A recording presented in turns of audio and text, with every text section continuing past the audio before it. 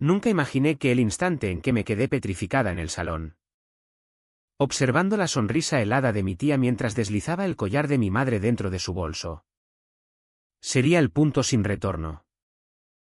Mi padre se limitó a hacer un gesto con la mano y decirme que no armara un drama, sin sospechar que aquellas palabras prenderían la mecha del plan de venganza más preciso que jamás había urdido. Esta vez nadie volvería a mirarme por encima del hombro. Aquellas joyas no eran simples metales y piedras. Eran lo único tangible que me quedaba de mi madre. Y habían cruzado una línea que ya no tenía marcha atrás. Me llamo Raquel Navarro y aprendí muy pronto que familia no siempre significa amor. Tenía 28 años cuando todo estalló. Pero las raíces de mi historia se remontan a los 6 años. Cuando mi madre murió y me dejó en una casa que nunca volvió a sentirse como hogar, criándome en nuestro chalet tradicional en las afueras de Toledo. Me convertí en experta en leer el ambiente de cada habitación. Mi padre, Tomás Navarro, era un corredor de seguros de éxito que consideraba las emociones como ineficiencias que convenía evitar.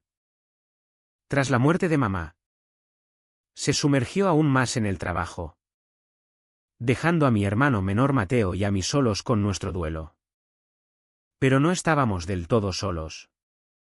La tía Elena, hermana mayor de papá, se ocupó de llenar ese vacío.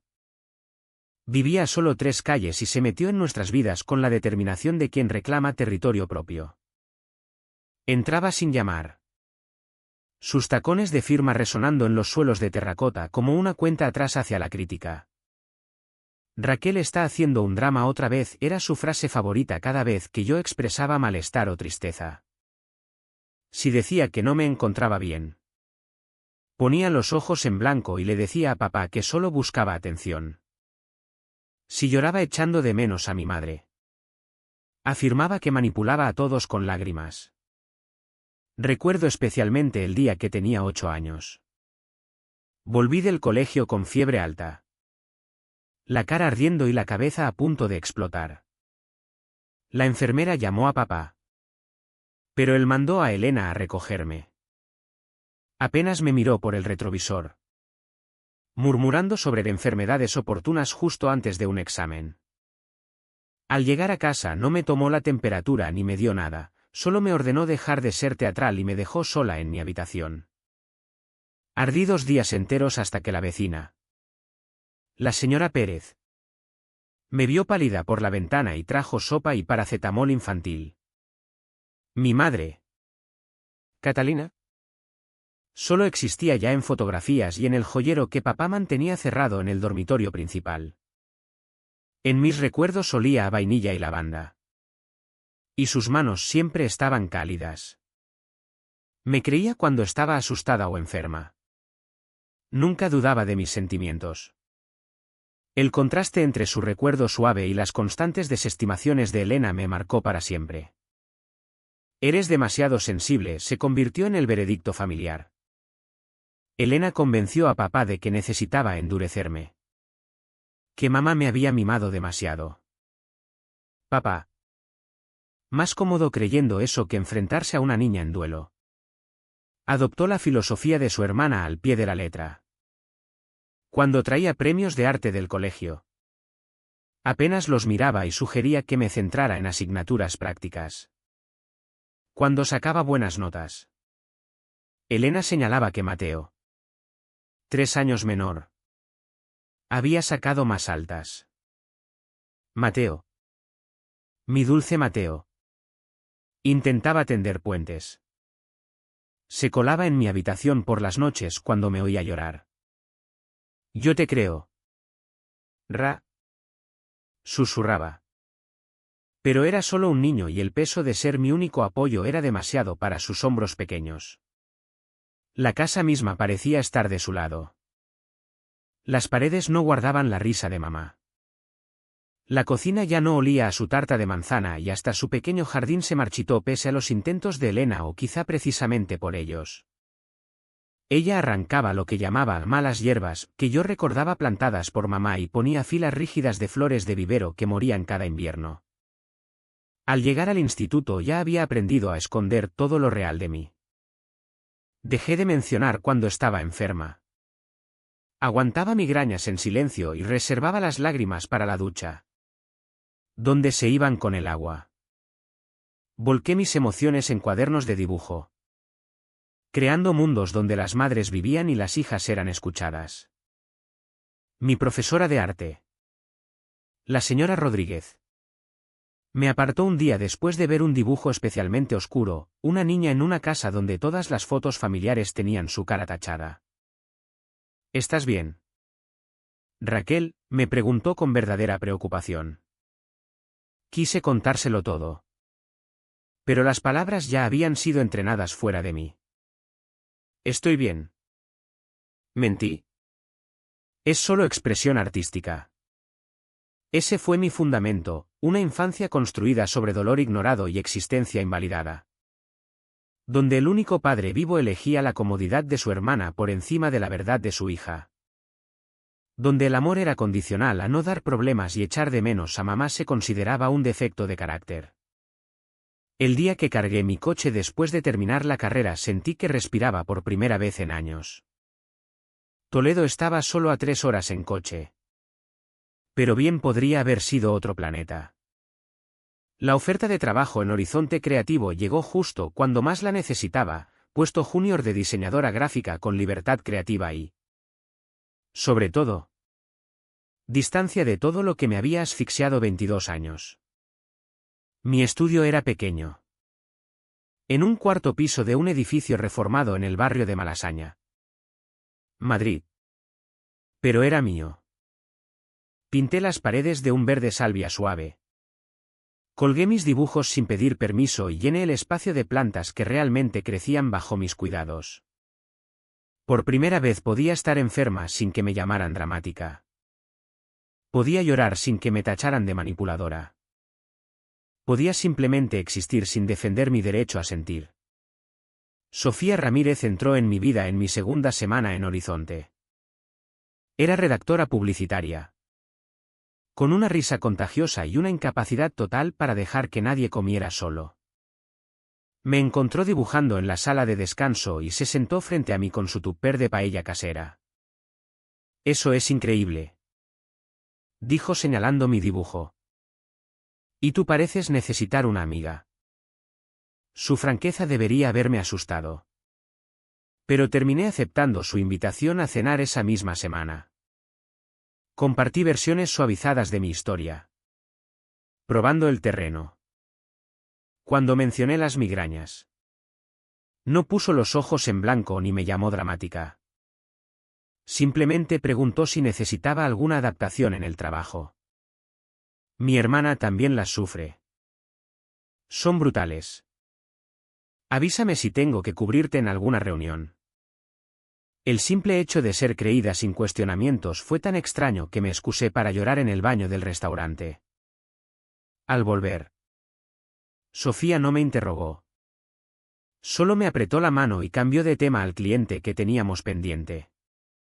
5 años pasaron en lo que pareció un instante y toda una vida. Crecí en Horizonte, ganando ascensos por trabajos que se veían y valoraban. Mis diseños ganaron premios regionales. Mi director creativo, Jaime, me metía en reuniones importantes confiando en mi instinto. Cuando llamaba diciendo que estaba enferma, nadie cuestionaba si era verdad. Cuando tomaba días por salud mental, se respetaban sin juicios. Salí con alguien de vez en cuando, con Marcos, un diseñador. 6 meses, con David, un profesor. Casi un año. Cada relación me enseñó lo que era sentirme validada. Incluso cuando no funcionaban. David en concreto me mostró cómo era un conflicto sano. Nunca me llamó demasiado sensible ni dramática. Simplemente hablábamos como adultos que se respetan. El contacto con mi familia se redujo a visitas obligadas en fiestas y llamadas de cumpleaños. Volvía para Acción de Gracias, Navidad y el aniversario de la muerte de mamá. Me quedaba exactamente el tiempo que dictaba la tradición y ni un minuto más. Papá preguntaba superficialidades sobre el trabajo. Elena hacía comentarios pasivo-agresivos sobre mi vida artística. Mateo. Ya en Salamanca. Intentaba mantener la paz. Nos habíamos convertido en expertos en fingir ser familia sin serlo realmente. La distancia me permitió ver patrones que antes no había reconocido. En una cena de Navidad vi cómo Elena desestimaba las alergias alimentarias de mi prima con la misma actitud que siempre había mostrado hacia mis enfermedades infantiles. Vi cómo arrollaba los intentos ocasionales de calidez de papá, redirigiendo cada conversación hacia asuntos prácticos o críticas. Noté que hasta los familiares lejanos caminaban con pies de plomo a su alrededor, cuidando de no mostrar demasiada emoción o vulnerabilidad. Mi apartamento se convirtió en mi santuario. Sofía y yo teníamos la tradición de los brunch de los domingos, cocinábamos platos elaborados y hablábamos de todo. Desde tendencias de diseño hasta traumas de infancia. Ya conocía la historia completa. Cada desestimación. Cada momento de gaslighting. Cada vez que me habían dicho que mi realidad no era real. ¿Sabes que eso es abuso? ¿Verdad? Me dijo una mañana mientras el sirope de arce goteaba de su tenedor. La negligencia emocional sigue siendo negligencia. Nunca había usado esa palabra. ¿Abuso? Me parecía demasiado fuerte. Demasiado dramático para lo que había vivido. No había moretones visibles. Pero la validación de Sofía me dio permiso para reconocer el daño. La forma en que años de ser ignorada me habían enseñado a ignorarme a mí misma. El trabajo se convirtió en mi terapia. Cada proyecto exitoso demostraba que mis instintos eran válidos. Que mis perspectivas importaban. Cuando diseñé una campaña para una asociación de salud mental infantil, vertí mis propias experiencias en materiales que subrayaban la importancia de creer y validar las emociones de los niños. Ganó un premio nacional. De pie en aquel escenario, recogiendo un reconocimiento por un trabajo que básicamente repudiaba todo lo que Elena y papá me habían enseñado sobre las emociones como debilidad. Sentí una pequeña victoria. Incluso empecé terapia de verdad con la doctora Laura, especializada en traumas familiares. En nuestras sesiones comencé a entender cómo mi infancia me había moldeado, tanto las heridas como la fuerza que había crecido alrededor de ellas. Aprendí que mi sensibilidad no era un defecto, sino un mecanismo de supervivencia. Que mi arte no era solo un hobby, sino una forma de procesar el trauma. A los 28 había construido una vida auténtica y sostenible. Tenía amigos de verdad que me conocían y aceptaban por completo. Tenía éxito profesional que validaba mis talentos. Tenía un pequeño pero genuino círculo de apoyo que me creía sin cuestionar. La familia en la que había nacido parecía un eco lejano. Un ruido de fondo que casi podía ignorar. Debería haber sabido que no duraría. El correo llegó un martes de marzo por la mañana. Justo cuando me sentaba con mi primer café. El asunto era inocente, reestructuración organizativa en Horizonte Creativo. Al final del párrafo me temblaban las manos. Nuestro mayor cliente había cancelado el contrato. 40% de los ingresos desaparecidos. Los despidos serían estratégicos, centrados en los contratados más recientes de cada departamento. Jaime me llamó a su despacho una hora después, con cara de agotamiento. Raquel. Luché por ti. Dios. Luché. Pero están recortando equipos enteros. Tu puesto los diseñadores junior tienes 2 semanas. Te escribiré la mejor carta de recomendación que hayas visto. Esto no tiene que ver con tu rendimiento. Necesitas saberlo. Las semanas siguientes se volvieron borrosas entre solicitudes de empleo y cuentas bancarias que se vaciaban. El mercado estaba saturado de diseñadores de Horizonte y otras 3 agencias que habían cerrado. Mis ahorros de 5 años se evaporaron a velocidad de vértigo. El alquiler en Madrid había subido un 30% desde que me mudé. Mi seguro médico terminaría en un mes. El paro apenas cubría la compra. Sofía ayudó como pudo, ofreciéndome incluso su sofá. Pero ella misma sostenía a su madre con quimioterapia y apenas llegaba a fin de mes.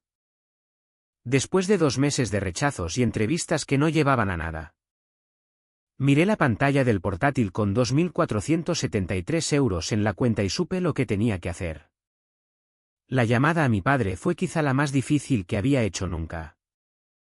Necesito volver a casa un tiempo, dije. Las palabras sabiendo a fracaso. El silencio se estiró tanto que pensé que se había cortado.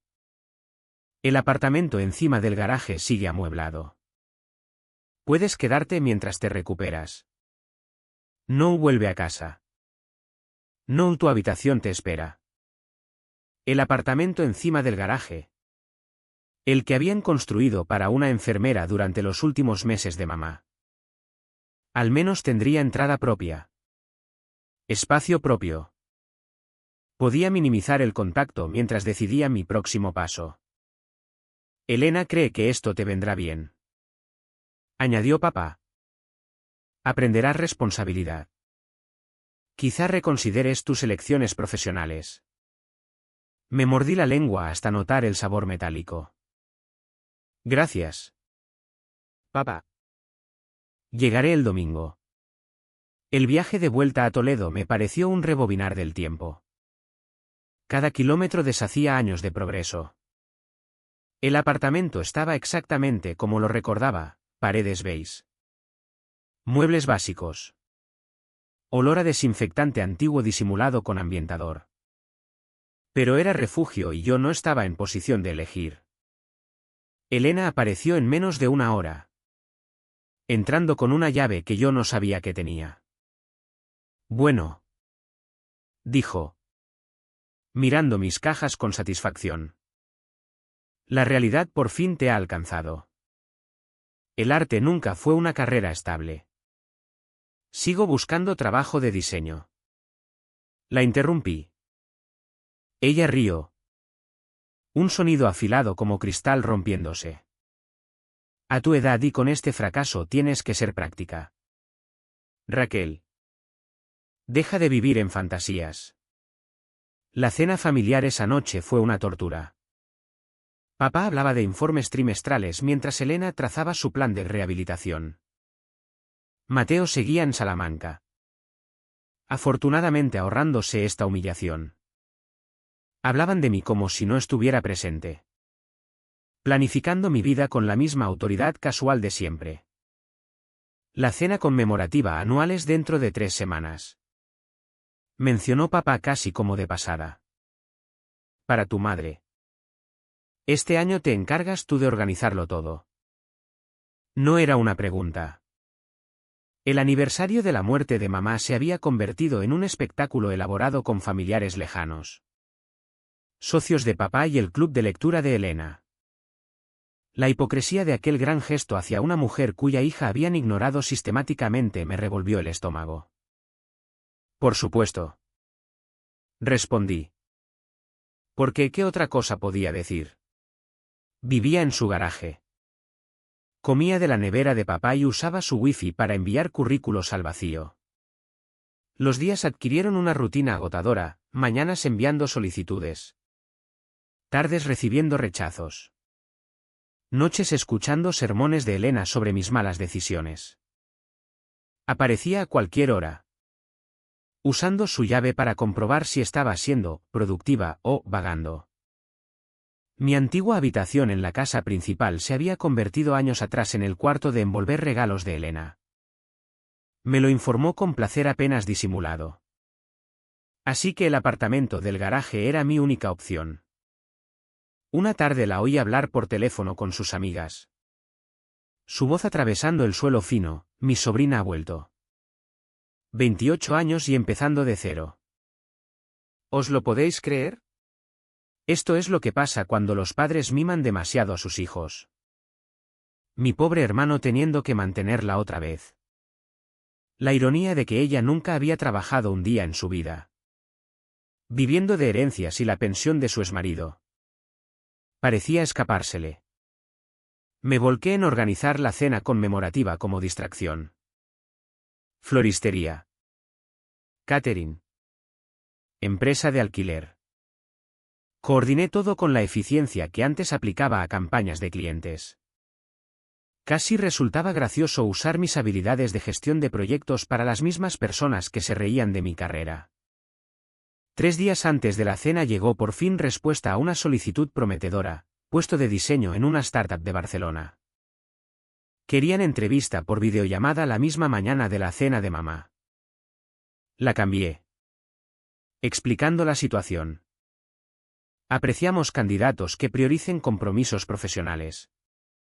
Fue la respuesta seca. La oportunidad desapareció. Elena me encontró llorando esa tarde en el apartamento. Habiendo entrado sin llamar otra vez. Esto es exactamente tu problema. Dijo plantada en la puerta como una carcelera. Demasiado emocional. Demasiado frágil. Tu madre te mimó esos primeros años y mira dónde te ha llevado. La mañana de la cena amaneció gris y lloviznando. Clima perfecto para recordar a mi madre. Llevaba levantada desde el amanecer. Confirmando detalles con proveedores y preparando la casa. Los del catering llegarían al mediodía.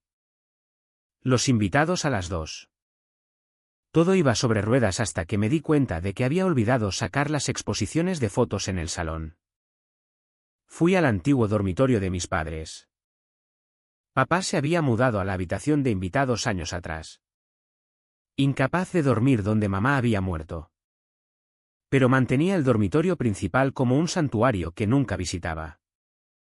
Los álbumes de fotos estaban en el armario junto con las reliquias que exponíamos cada año. Pero al abrir la puerta encontré a Elena ya allí. Estaba frente al joyero de mamá. El que papá mantenía cerrado en el antiguo mueble.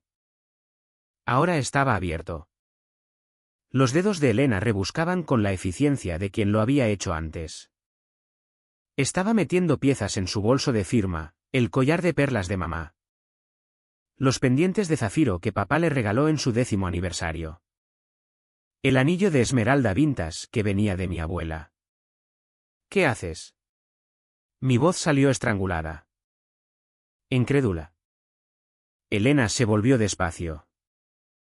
Sin sorpresa en la cara. Sin vergüenza.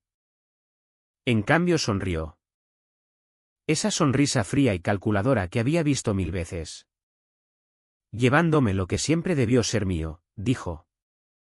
Continuando como si yo no hubiera hablado. Tu madre no tenía familia propia. Estas piezas pertenecen al lado navarro. Son cosas de mamá. Se suponía que... Di un paso adelante. Alargando la mano hacia el bolso. Ella rió entonces. Afilada y cruel. ¿Se suponía que qué? ¿Que irían a ti? Levantó el anillo de boda de mamá. El único que yo había soñado que papá me diera algún día. Examinándolo como un comerciante. Tú no eres familia. Raquel. No realmente. Tu madre está muerta. Tú solo eres lo que quedó.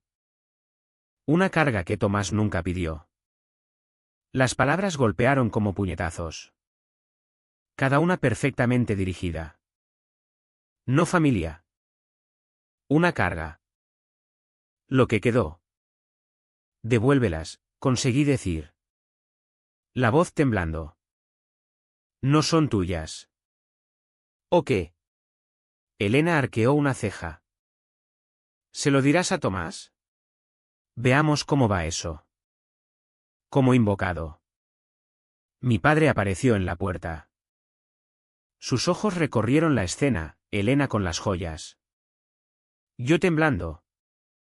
El joyero abierto que debía permanecer cerrado. Papá, dije. Aliviada. Ella está cogiendo las joyas de mamá. Todas. Miró a Elena. Luego a mí. Y vi algo cambiar en su expresión. No sorpresa. No rabia. Solo cansancio. Raquel. No armes un escándalo. Tenemos invitados en 2 horas. No podía creer lo que oía. Está robando las joyas de mamá. ¿Robando? Elena resopló. ¿De la familia? Tomás. Habla con tu hija sobre sus dramas. Son solo joyas. Papá dijo con voz plana y despectiva. Elena las está guardando a salvo. No lo exageres. ¿Guardando a salvo? Lo miré fijamente. Luego al bolso donde Elena ahora metía tranquilamente la pulsera de charms de mamá. La que tenía un dije por cada hito de mi infancia. Las está metiendo en su bolso. Porque esta casa no es segura, intervino Elena con suavidad. Con Raquel entrando y saliendo a todas horas. ¿Quién sabe quién puede tener acceso? Yo tengo una caja fuerte como Dios manda en casa. Eso no, empecé. Pero papá levantó la mano. Basta. Raquel. Esto es exactamente el tipo de comportamiento que te ha llevado a tu situación actual. Todo es una crisis. Todo es un ataque. Elena es mi hermana. Lleva 22 años aquí. Gestionando cosas. Ayudando. Tiene derecho a proteger objetos valiosos. ¿Derecho? Mi voz se quebró. ¿Al anillo de boda de mamá? ¿Al anillo de esmeralda de su madre? ¿Tuyos? La sonrisa de Elena se amplió. Querida. Apenas puedes mantener un trabajo. Mucho menos cuidar herencias valiosas. Además, levantó otra vez el anillo de boda. Viendo cómo atrapaba la luz tenue. Catalina querría que estas piezas estuvieran con alguien estable. Alguien que entienda la responsabilidad familiar. Tú ni siquiera le caías bien, las palabras me explotaron. La llamabas débil. Demasiado emocional. Decías que era demasiado blanda. Raquel, la voz de papá se volvió afilada. El tono que usaba para cerrar tratos fallidos. Estás demostrando el punto de Elena. Tu madre ya no está. Son solo cosas. Elena las mantendrá a salvo. Y punto. Tenemos una cena conmemorativa en su honor. Intenta recomponerte. Elena cerró el bolso con un sonido decisivo. Las joyas ya ocultas dentro. Iré a ver cómo va el catering, dijo. Rozándome al pasar por la puerta. Se detuvo y miró atrás. Quizá quieras arreglarte la cara. Raquel. Pareces histérica. Me dejaron sola en la habitación de mi madre. Rodeada de su ausencia. El joyero vacío abierto como una boca congelada en un grito. Mis manos temblaban y me di cuenta de que estaba conteniendo la respiración. Un hábito de la infancia cuando intentaba no llorar. No darles la razón sobre mi sensibilidad. Pero esta vez era distinto. Esto no era ser ignorada o llamada dramática. Esto era robo. Simple y llanamente. Empeorado por la crueldad casual. Las joyas no eran solo metal y piedras. Eran la historia de mi madre. Su amor hecho tangible. Las únicas piezas físicas de ella que podría haber heredado. Y mi padre acababa de entregárselas a la mujer que había pasado toda mi vida diciéndome que no pertenecía a mi propia familia. Me dejé caer en la cama de mis padres. En el lado de mamá. Donde aún estaba su almohada aunque ya había perdido su olor. Por la ventana vi a Elena dirigiendo la furgoneta del catering. Interpretando el papel de perfecta anfitriona en un evento que honraba a una mujer a la que había socavado a cada oportunidad. Papá estaba a su lado. Asintiendo a lo que ella decía. Ya pasando página de lo que acababa de ocurrir. Por fin lo habían dicho en voz alta. Yo no era realmente familia. Solo era lo que quedó cuando mamá murió. Un resto incómodo con el que nunca habían sabido qué hacer. Estuve sentada en esa habitación 20 minutos. Quizá 30. Mientras los sonidos de la preparación de la cena continuaban abajo. Los del catering entrechocando platos. La voz de mando de Elena subiendo por las escaleras. Y la vida seguía adelante como si nada hubiera pasado. Como si la última presencia tangible de mi madre no acabara de desaparecer con el cierre de un bolso de lujo. Los recuerdos me inundaron. No invitados pero imparables. Como agua por una presa rota. Yo con 7 años. En casa con anginas. Y Elena diciéndole a papá que fingía para no ir al colegio. La fiebre llegó a 39,5 antes de que la señora Pérez me llevara a urgencias. Yo con 12 años. Ganando el concurso estatal de arte. Y Elena convenciendo a papá de no asistir a la ceremonia porque alentaría un enfoque malsano en hobbies. Yo con 16. Teniendo ataques de pánico que Elena etiquetaba como buscar atención, hasta que una orientadora del instituto intervino. Pero iba más allá de la desestimación. Recordé ahora con claridad aterradora otras veces en que Elena había estado en esa habitación. Durante los viajes de negocios de papá. Ella organizaba las cosas de mamá. Después de discusiones especialmente duras sobre mi sensibilidad. Objetos desaparecían, los pañuelos de seda de mamá. Sus libros favoritos. La almohada que había bordado embarazada de mí. Papá nunca se daba cuenta o fingía no hacerlo. Hubo la vez que encontré a Elena probándose ropa de mamá solo 6 meses después del funeral. Alguien tiene que darle uso. Dijo cuando jadeé desde la puerta. No desperdicies. No desearás. Se lo conté a papá y él dijo que malinterpretaba. Que Elena planeaba donarlas a caridad. Pero más tarde vi esos vestidos. Arreglados para su talla. Puestos en reuniones de su club de lectura. El patrón estaba ahora clarísimo. Iluminado por este acto final e innegable. Elena había estado borrando sistemáticamente a mi madre de esta casa durante 22 años. Y papá se lo había permitido.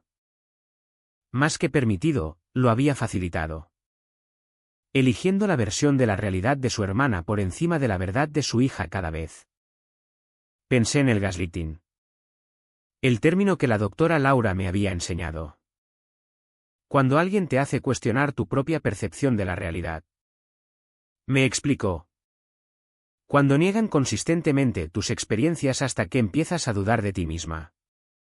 Yo había pensado que exageraba usando un término tan serio para mi infancia. Ahora entendía que había sido exacta. Cada "eres demasiado sensible" había sido un pequeño corte. Cada "deja de hacer drama" diseñado para silenciarme. Cada "eso no pasó como tú lo recuerdas" un intento de reescribir la historia. Y había funcionado durante años. Me había cuestionado. Había pensado que quizá era demasiado. Demasiado difícil. Demasiado emocional. Me había hecho más pequeña. Más callada. Menos problemática.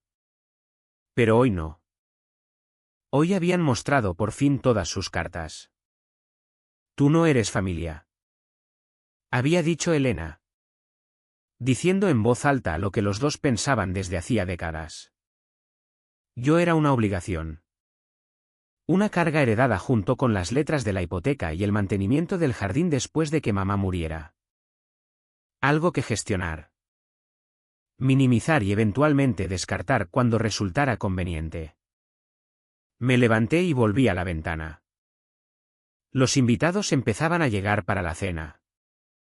La hermana de mamá desde Andalucía. A la que veíamos cada 5 años. Los socios de papá con sus caras de simpatía practicada. Las amigas de Elena que ni siquiera habían conocido a mi madre. Todos venían a representar el duelo. A participar en esta elaborada charada de honrar a una mujer cuya propia hija acababa de ser robada en su memoria. Mi teléfono vibró. Mateo desde Salamanca. ¿Cómo va la preparación? Siento no poder estar. Elena siendo Elena. Si él supiera. Pero no podía decírselo todavía. Tenía exámenes finales. Tenía su propia vida. Había sido listo quedándose lejos. Construyendo distancia pronto. Había aprendido de mis errores. Otro mensaje. Este de Sofía. Pensando en ti hoy. Recuerda, ya lo sobreviviste una vez. Puedes hacerlo otra vez. ¿Sobrevivido? ¿O solo había aguantado? Absorbido. Adaptado su daño como un árbol creciendo alrededor de alambre de espino. ¿Incorporando el daño a mi propia estructura? Oí la risa de Elena abajo. Brillante y social. Interpretando a la perfecta anfitriona. En unos minutos probablemente contaría anécdotas sobre mi madre. Recuerdos fabricados para parecer la cuñada cariñosa. Estaría en la casa de mi madre. Llevando las joyas robadas ocultas bajo la ropa. Aceptando condolencias por una pérdida de la que había estado sacando provecho más de 2 décadas. La rabia que subió en mí era distinta al dolor. Distinta a las lágrimas. Era limpia. Precisa. Cristalina en su claridad. Habían ido demasiado lejos. Después de años de erosión sutil. Habían tomado por fin algo que no se podía racionalizar. Las joyas eran prueba. Física. Innegable. De que no había imaginado las cosas. De que no había sido demasiado sensible ni dramática. Había tenido razón todo el tiempo. Elena y papá habían tomado una decisión calculada en esa habitación. Habían creído que yo haría lo que siempre había hecho, llorar en privado. Dudar de mí misma. Acabar aceptando su versión de la realidad. Habían contado con mi condicionamiento. Con 22 años entrenándome para cuestionar mis propias percepciones en vez de sus acciones. Habían calculado mal. Saqué el móvil y abrí la aplicación de notas. Mis dedos firmes ahora pese a la adrenalina. Empecé a escribir todo lo que recordaba. ¿Qué piezas había cogido Elena? ¿Qué había dicho? Las palabras exactas de papá. Evidencia. Hechos. Realidad que no se podía revisar ni negar. Porque por primera vez en mi vida no iba a dejarles reescribir esta historia. No iba a sonreír durante la cena. Fingir que todo estaba bien. Ser la buena hija que nunca hacía olas. Habían cogido las joyas de mi madre. Pero más que eso. Habían admitido por fin la verdad, que nunca había sido familia para ellos. Solo un resto incómodo con el que estaban atrapados. La cena seguiría según lo planeado. Yo estaría allí con mi vestido negro. Aceptaría condolencias.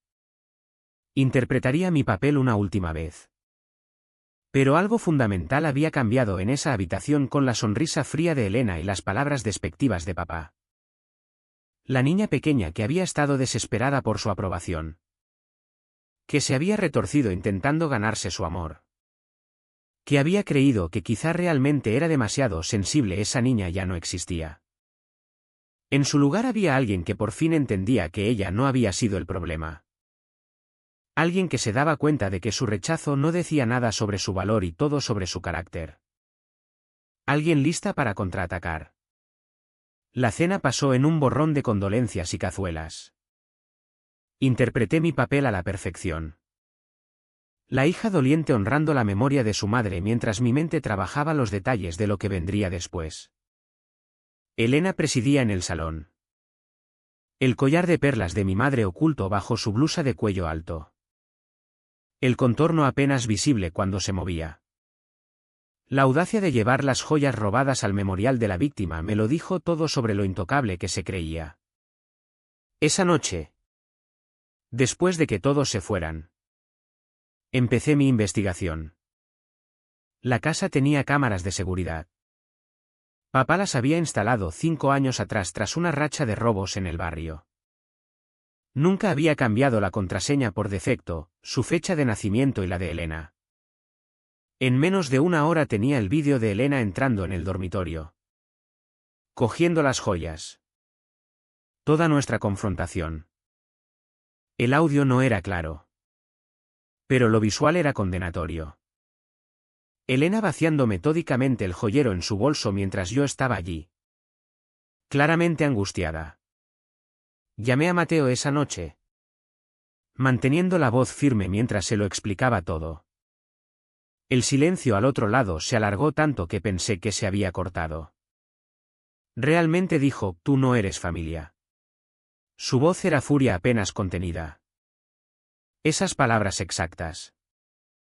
Y papá simplemente le dijo que no armara un escándalo. Mateo soltó un taco.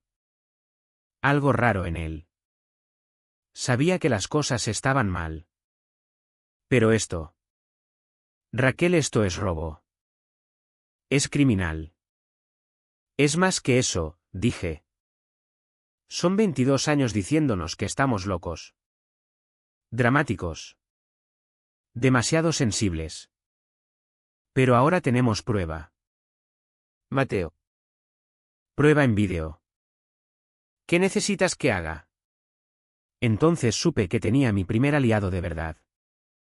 No solo apoyo emocional, sino alguien listo para actuar. Pasamos 2 horas al teléfono planeando.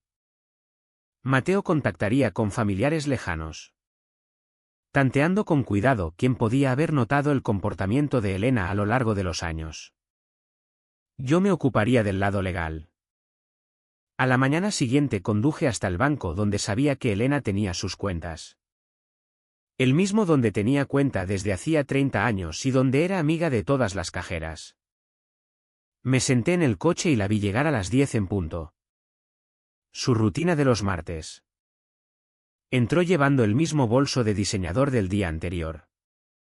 La seguí manteniendo distancia y me senté en la zona de espera, fingiendo rellenar impresos de ingreso. Elena charló con la cajera. Luego pidió acceso a su caja de seguridad a través del cristal. La vi desaparecer en la zona de la cámara acorazada. 20 minutos después salió. El bolso visiblemente más ligero. Así que allí era donde las guardaba. No en la caja fuerte de casa como había afirmado, sino en una cámara acorazada del banco. ¿Lista? Pero no lo suficiente. Esa misma tarde visité 3 casas de compraventa de joyas y 2 anticuarios de la zona. Elena era predecible. Se mantendría en sitios conocidos, donde tenía relaciones. En la tercera casa de compraventa, Antigüedades Dorado, di en el blanco. Elena Navarro. Ah. Sí. Lleva años viniendo, dijo el señor Dorado cuando le enseñé su foto, diciendo que buscaba piezas vintage similares. Mujer encantadora. Tiene un gusto excelente en joyas antiguas. El año pasado nos vendió un precioso juego de camafeo victoriano. El juego de camafeo de mi madre. El que había desaparecido misteriosamente durante una reforma de la casa. ¿Compra o solo vende? Pregunté con naturalidad. Sobre todo vende. Aunque dice que son piezas de la colección de su difunta cuñada. Pérdida trágica. Al parecer. Compré una pulsera vintage que no podía permitirme solo para crear rapport y pregunté casualmente por su registro. La ley estatal exigía documentación detallada de todas las compras, incluyendo fotos e identificación del vendedor. El señor Dorado, orgulloso de su negocio legal, me mostró su sistema de archivo meticuloso. Sofía ayudó con la siguiente fase. Su primo trabajaba en informática y le debía un favor. En días tuve un programa en mi portátil que hacía copia de seguridad de las imágenes de las cámaras de la casa en un servidor en la nube, protegiéndolas de cualquier fallo técnico repentino que pudiera borrar convenientemente la evidencia. También contacté con la hermana de mi madre, la tía Patricia en Andalucía. Apenas habíamos hablado desde el funeral de mamá. Pero recordaba que había discutido con papá sobre las pertenencias de mamá en aquel entonces. Ella quería que tuviera sus joyas, confirmó Patricia por teléfono. La voz gruesa por la rabia antigua. Catalina fue muy específica en sus últimas semanas. Me hizo prometer que me aseguraría de que las tuvieras cuando fueras mayor. Pero tu padre dijo que era demasiado doloroso hablar de ello y que Elena estaba ayudando a organizarlo todo. ¿Tienes alguna prueba? ¿Algo escrito? Puede que tenga cartas. Me escribió desde el hospital. Déjame mirar en mi trastero. Las piezas encajaban. Mientras tanto mantenía la fachada en casa. Enviando currículos. Ayudando con las tareas domésticas. Siendo la hija complaciente que esperaban. Elena se volvió más cómoda. Incluso arrogante. Haciendo comentarios sobre que por fin me estaba enseñando responsabilidad y cómo algunas personas necesitan tocar fondo para aprender. Mateo llamó con su propio descubrimiento. Había hablado con nuestra prima Beth, que recordaba a Elena cogiendo cosas también después de la muerte de nuestra abuela. Dijo que Elena afirmaba que la abuela se las había prometido. Pero la madre de Beth siempre sospechó que Elena simplemente se sirvió mientras todos estaban de duelo. Un patrón que abarcaba décadas. ¿A cuántas familias en duelo había robado mientras estaban demasiado devastados para darse cuenta o objetar? Contacté con una abogada que Sofía me recomendó. Leticia Gómez. Especializada en Derecho de Familia y Disputas de Herencias. La consulta era gratuita y sus ojos se aguzaron mientras exponía las pruebas. El vídeo está bien. Pero necesitamos más.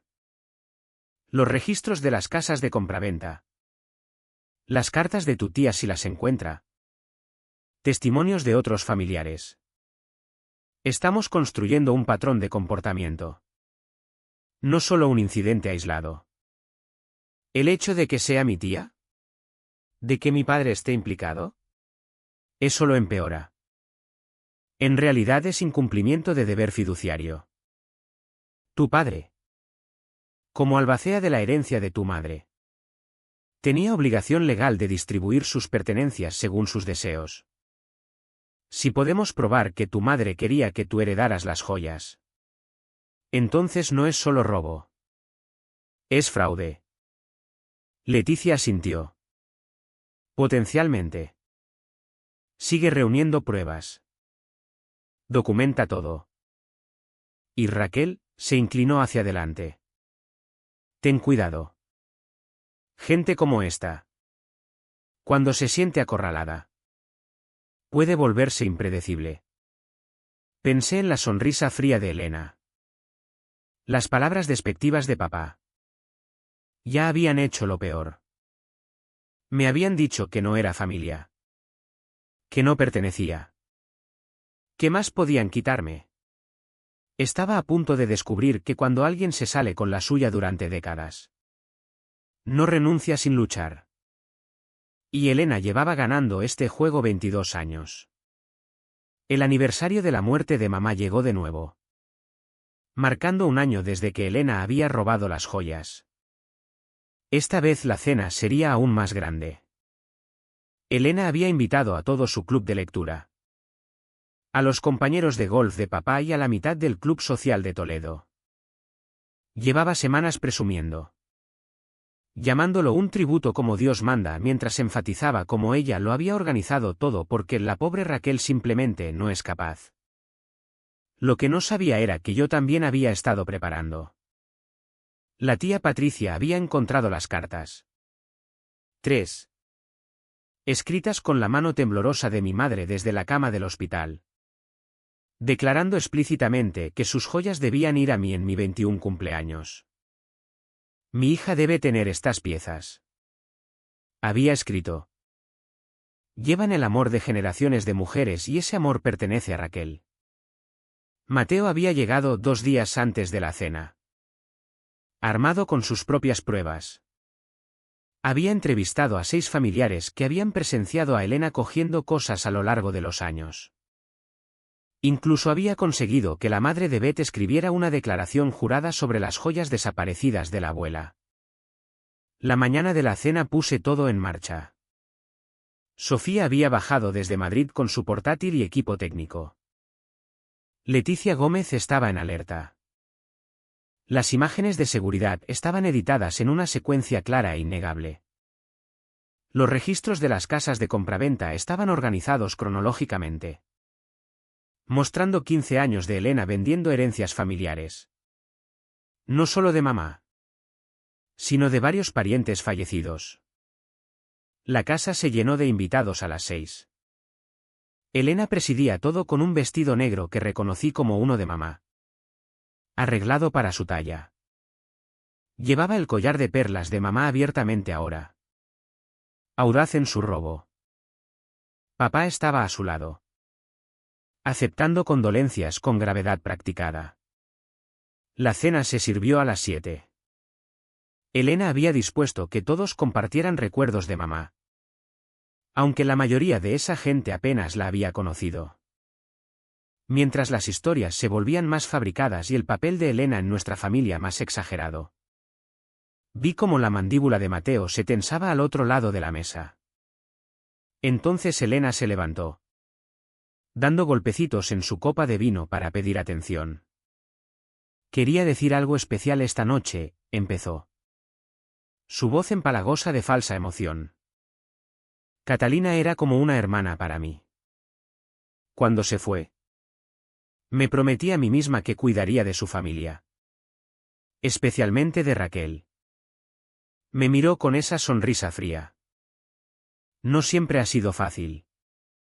Algunas personas luchan con la responsabilidad, con madurar. Pero eso es lo que hace la familia. Nos apoyamos incluso cuando es una carga. La sala murmuró con simpatía. Varias personas me miraron con lástima. Hablando de familia, continuó Elena. Pensé que esta noche sería perfecta para compartir algo especial. Alargó la mano y tocó el collar de perlas. Las joyas de Catalina. Llevo años custodiando estas piezas preciosas, asegurándome de que se conserven adecuadamente. Porque eso es lo que Catalina habría querido, alguien responsable cuidando sus tesoros. Esa era mi señal. Me levanté despacio. Mi teléfono ya conectado al televisor inteligente que papá había instalado el año anterior. Tienes toda la razón. Tía Elena. Hablemos de las joyas de mamá. El vídeo empezó a reproducirse en la pantalla de 65 pulgadas detrás de ella. Allí estaba ella en alta definición vaciando metódicamente el joyero de mamá en su bolso. La sala se quedó en silencio salvo por el sonido de las joyas tintineando en la grabación. Eso es del año pasado, dije. Mi voz clara. El día del memorial de mamá. Pero no fue la primera vez. Pasé a la siguiente diapositiva. Recibos de las casas de compraventa. 15 años vendiendo las joyas de mi madre. De mi abuela. Incluso el anillo de boda de la tía abuela Elena. Todo documentado. Todo verificado. La cara de Elena se había puesto blanca. Esto es ridículo. Tomás. Diles. Pero Mateo ya se había levantado distribuyendo copias de las cartas de la tía Patricia a los invitados. Nuestra madre quería específicamente que Raquel tuviera sus joyas. Lo escribió. Se lo dijo a varias personas y aún así todo acabó en la caja de seguridad del banco de Elena. Esto es un asunto familiar, habló por fin papá. Su cara roja. Raquel. Apaga eso inmediatamente. No, dije simplemente. Me dijiste que no era familia. ¿Recuerdas? Así que tratémoslo como lo que es, un delito. El señor Dorado, a quien yo había invitado personalmente, se levantó de su mesa. Puedo verificar que esos recibos son de mi establecimiento. La señora Navarro lleva años vendiéndonos joyas de herencia. Siempre decía que eran de familiares fallecidos. Regalos para ella. Las amigas del club de lectura de Elena se alejaban ahora de ella. Las mujeres del club social susurrando detrás de sus manos. La fachada que había construido durante décadas se derrumbaba en tiempo real. Pero la prueba real, continué, no es solo sobre joyas. Pasé a la siguiente diapositiva. Una hoja de cálculo. Esto es un registro de cada reunión familiar donde desaparecieron pertenencias de alguien después de una muerte. 15 incidentes en 22 años. Siempre durante el periodo de duelo. Siempre objetos a los que Elena tenía acceso. Siempre explicados o achacados a mala memoria. «Estás loca», siseó Elena. Pero su voz temblaba. Siempre has sido inestable. Todo el mundo lo sabe. Realmente, interrumpió uno de los compañeros de golf de papá. Recuerdo cuando murió la madre de Harold. Elena ayudó con la venta de la herencia y Harold siempre se preguntó qué pasó con el juego de té de plata de su madre. Y la vajilla de mi suegra, añadió otra voz. Elena fue tan servicial después del funeral.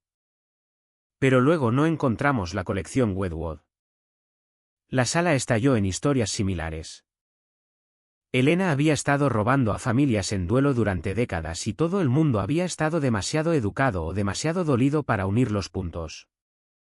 Papá se quedó congelado, viendo cómo su mundo social se derrumbaba. Estos no eran familiares emocionales a los que podía desestimar. Eran sus socios de negocios. Sus compañeros de golf. La gente cuya opinión realmente le importaba. Quiero las joyas de mi madre de vuelta, dije. Cortando el caos. Todas. O esta misma noche vamos a la policía. Leticia. ¿A quién señalé? Se levantó de su asiento cerca de la puerta.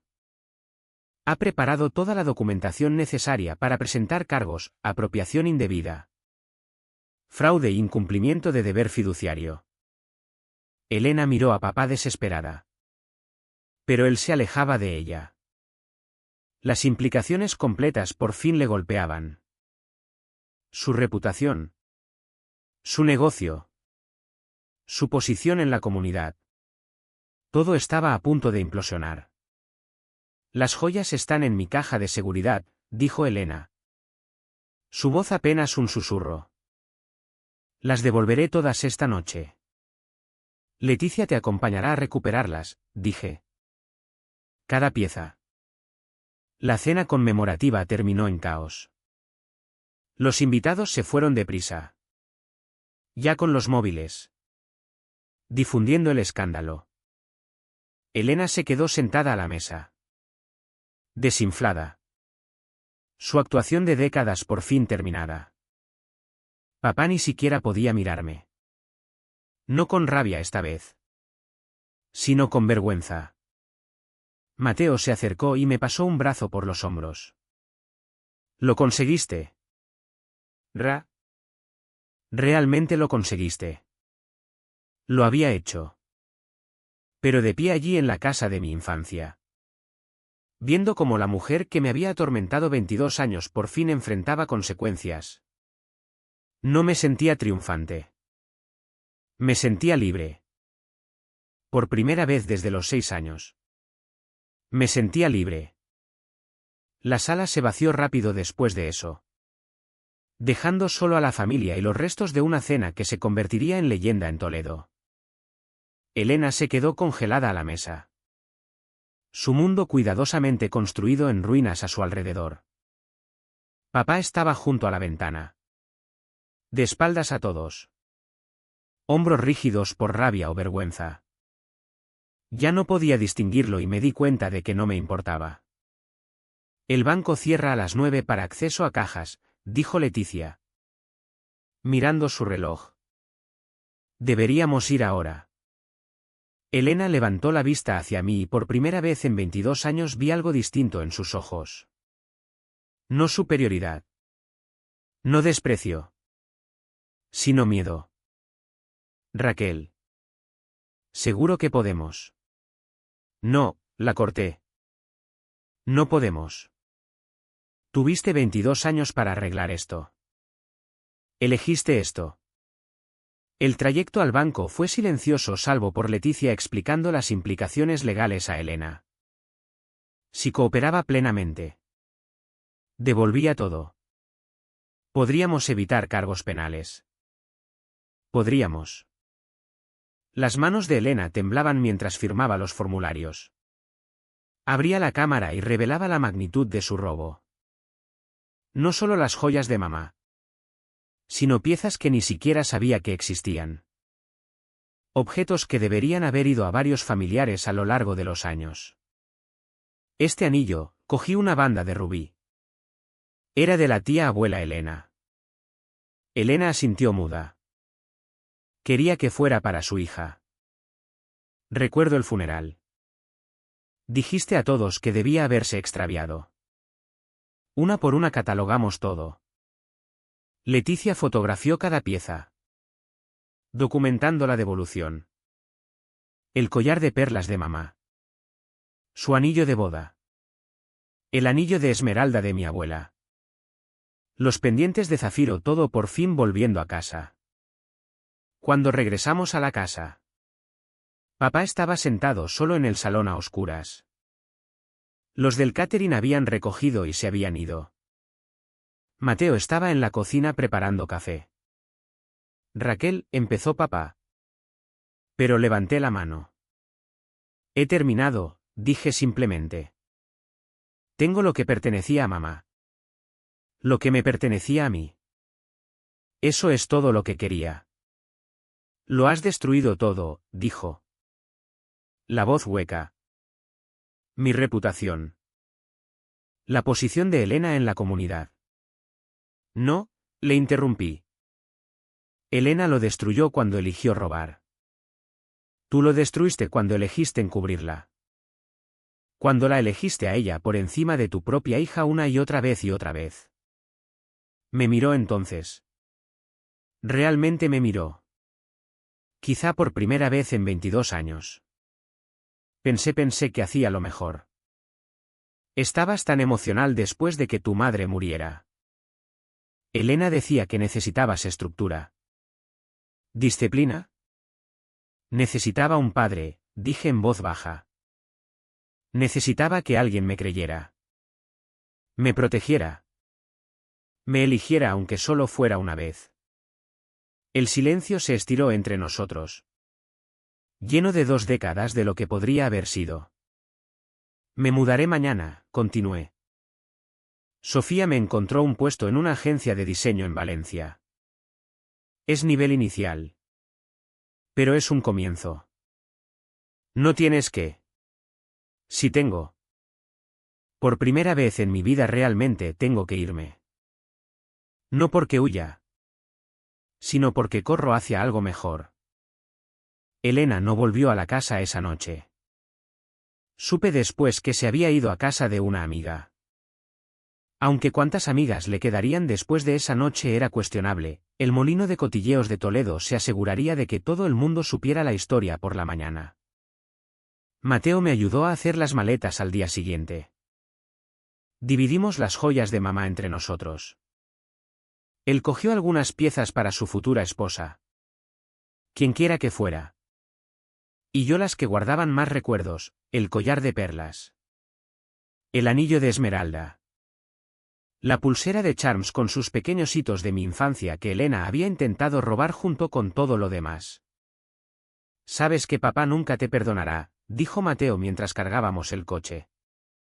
Lo sé, respondí. Pero quizá algún día entienda que yo tuve que dejar de perdonarlo. Mientras conducía alejándome de Toledo por última vez. Pensé en mamá. En cómo mi vida podría haber sido distinta si ella hubiera vivido. Pero también en cómo su muerte, terrible como fue, me había enseñado algo valioso. A veces la familia en la que naces no es la familia que estás destinada a conservar. Sofía tenía mi habitación lista en Valencia, pintada del mismo verde salvia que había elegido años atrás. Mi nuevo trabajo empezaba el lunes. No era la gran carrera que había tenido antes. Pero era trabajo honesto con gente que no conocía mi historia. Que no me juzgaría por ser demasiado sensible o demasiado dramática. 3 meses después recibí una llamada de papá. Elena había sido retirada discretamente de sus varios consejos de caridad y clubs sociales. Había pagado restitución a varias familias por objetos que había cogido a lo largo de los años. Se había mudado a Galicia a vivir con una prima que aún no conocía toda la historia.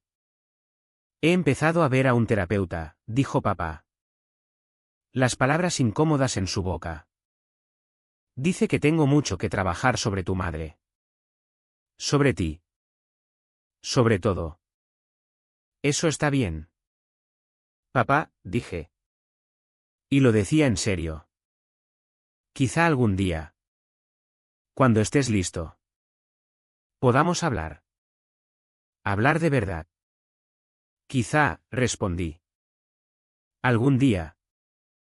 Pero no hoy.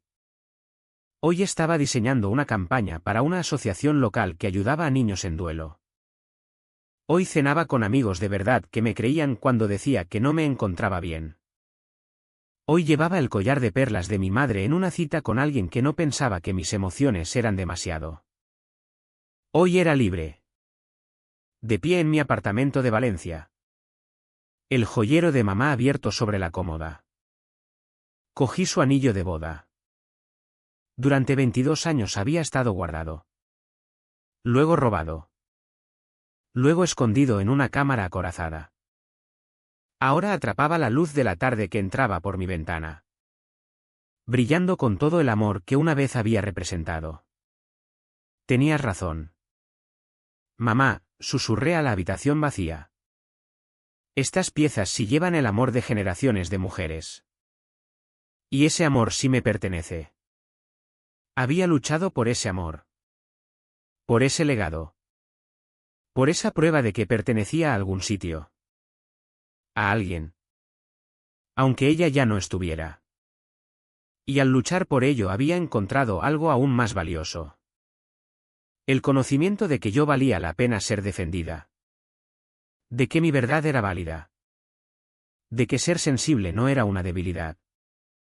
Sino una fuerza que al final me había salvado. La chica a la que le habían dicho que no era familia se había convertido en una mujer que elegía su propia familia. ¿Y eso? Más que ninguna joya. Era la verdadera herencia de mi madre para mí.